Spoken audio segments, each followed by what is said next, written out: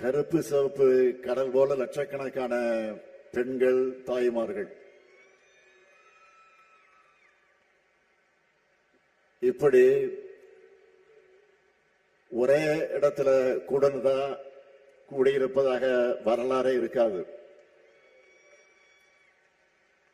உங்களை பார்க்கவே ஒரு பவர்ஃபுல்லா இருக்கு. இப்போ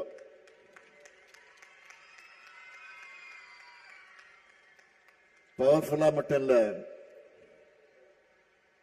உமன் பவர்ல திமுக திரும்பவும் பவருக்கு வரப்போகிறது என்பது உறுதியாகியிருக்கு.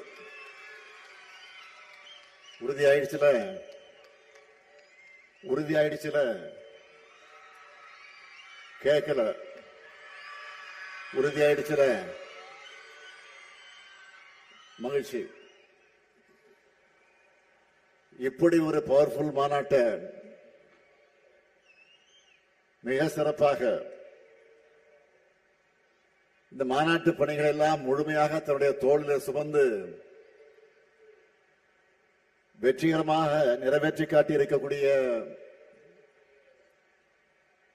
ஆற்றல் மிக்க செயல் வீரர், என்னுடைய அன்பு சகோதரர் செந்தில் பாலாஜி அவர்களுக்கு முதல்ல என்னுடைய மனமார்ந்த பாராட்டுக்கள். எந்த களத்துல இறங்கினாலும் அவருக்கு கொடுத்த பணிய பிரம்மாண்டமா செய்யக்கூடியவர் செந்தில் பாலாஜி அவர்கள். மேற்கு மண்டல மாவட்டங்களில் இருக்கிற மக்களோட அன்பும் ஆதரவும் அவருடைய திறமையும் ஒன்று சேர்ந்து நம்முடைய எதிர்பார்ப்புகளை மட்டுமல்ல அதுக்கு மேல நிறைவேற்றி காட்டக்கூடியவர். அதேபோல் இந்த மாநாட்டுக்கு தலைமையேற்றிருக்கக்கூடிய கழகத்தின் துணை பொதுச் செயலாளர், நாடாளுமன்ற குழுவினுடைய தலைவர், என்னுடைய அன்பு தங்கை கனிமொழி அவர்களுக்கும் அவருக்கு துணையாக உடனிருக்கிற மகளிரணி நிர்வாகிகள் அனைவருக்கும் தலைமை கழகத்தின் சார்பில் என்னுடைய பாராட்டுக்களையும் வாழ்த்துக்களையும் நன்றியையும் நான் தெரிவித்துக் கொள்கிறேன். கனிமொழியை பொறுத்தவரை கவிஞர், பத்திரிகையாளர்,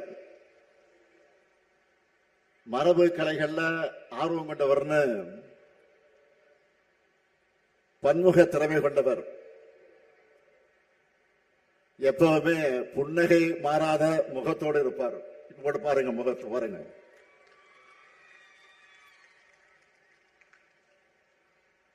அதே வேளையில் நாடாளுமன்றத்தில் உரிமை குரல் எழுப்பும் போது கர்ஜனை மொழியாகவும் சீருவார். அது மட்டுமல்ல, தேர்தல்னு வந்துட்டாலே திமுகவுடைய தேர்தல் அறிக்கைகளுடைய